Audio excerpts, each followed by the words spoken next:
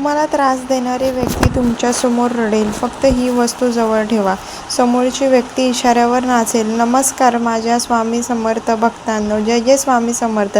सर्वप्रथम आपल्या अक्कलकोट निवासी पूर्ण दत्तावतार श्री स्वामी समर्थ महाराजांच्या चरणी कोटी कोटी प्रणव.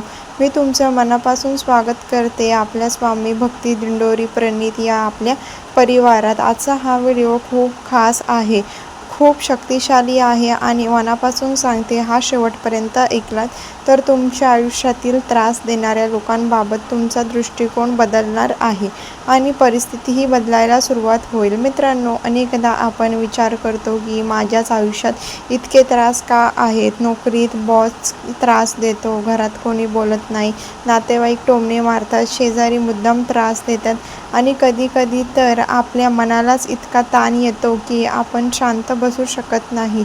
अशा वेळी आपण देवाकडे धाव घेतो, स्वामी समर्थांना हाक मारतो आणि म्हणतो, स्वामी आता तुम्हीच काहीतरी करा. आणि अशाच काही एका साध्या पण प्रभावी उपायाबद्दल आम्ही तुम्हाला सांगणार आहे.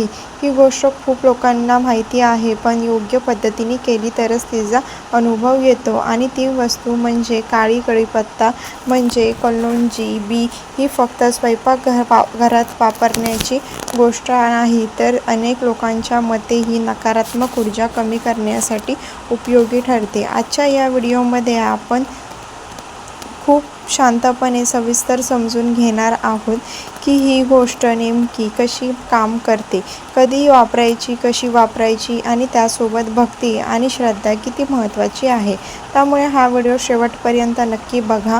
आणि जर तुम्हाला अशी स्वामी समर्थांची भक्तिपूर्ण माहिती आवडत असेल तर लगेच लाईक करा आणि सबस्क्राईब करा, बेल आयकॉन दाबा. चला तर मग सुरुवात करूया. मित्रांनो, सर्वप्रथम आपण एक गोष्ट समजून घेतली पाहिजे की आपल्या आयुष्यात जे काही घडतं ते सगळं फक्त इतर लोकांमुळेच होतं असं नाही. कधी कधी आपल्या घरातील वातावरण, चांगले विचार, आपली ऊर्जा याचाही त्यावर परिणाम होत असतो.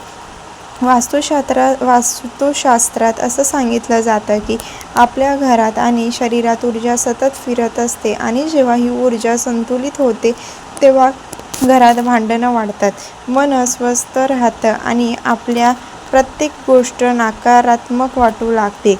आयुर्वेदामध्ये देखील दृष्टी किंवा नजर लागणे अशा गोष्टीचा उल्लेख आढळतो.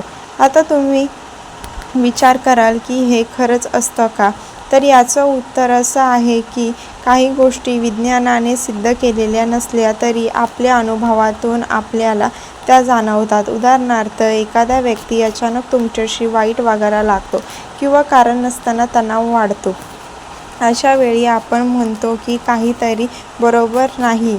मी तुम्हाला एक छोटंसं उदाहरण सांगते. एक ताई मला सांगत होती की त्याच्याच घरात सासू-सून सतत भांडत होती. काही केलं तरी शांत होत नव्हती आणि मग त्यांनी एक साधा उपाय श्रद्धेने केला आणि हळूहळू घरात वातावरण बदलायला लागलं.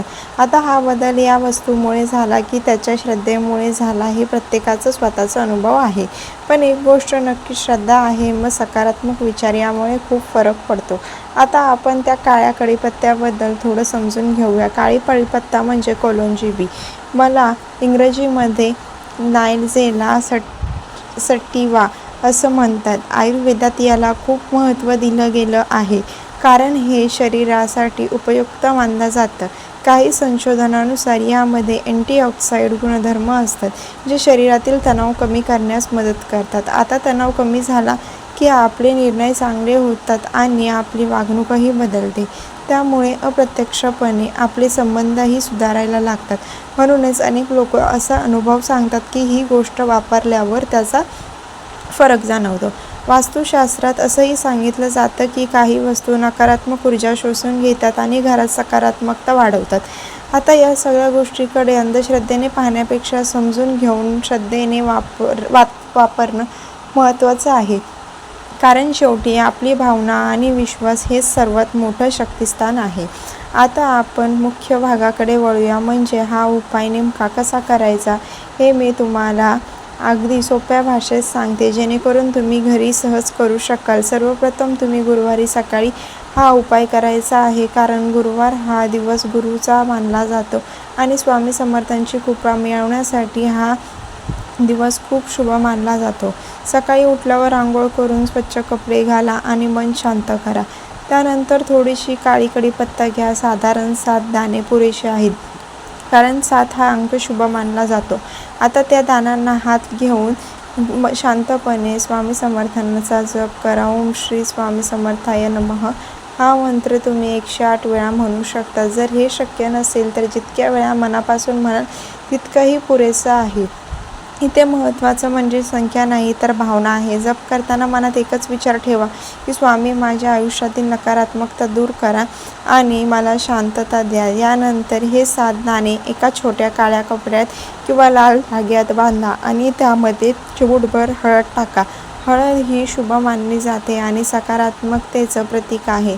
आता हे थोडंसं गाठोडं तुम्ही तुमच्या पर्समध्ये ठेवू शकता किंवा घराच्या मुख्य दरवाजाजवळ ठेवू शकता किंवा ऑफिसमध्ये टेबलवर ठेवू शकता. जेव्हा तुम्हाला वाटेल की समोरची व्यक्ती तुम्हाला त्रास देत आहे किंवा वातावरण नकारात्मक होत आहे, तेव्हा फक्त हे गाठोडं हातात घ्या आणि मनात श्री स्वामी समर्थांचा जप करा आणि स्वतःला शांत ठेवा. तुम्ही लक्षात घ्या की हळूहळू तुमची परिस्थिती बदलते. जेव्हा ही परिस्थिती बदलते तेव्हा समोरच्याचं वागणंही बदलायला लागतं.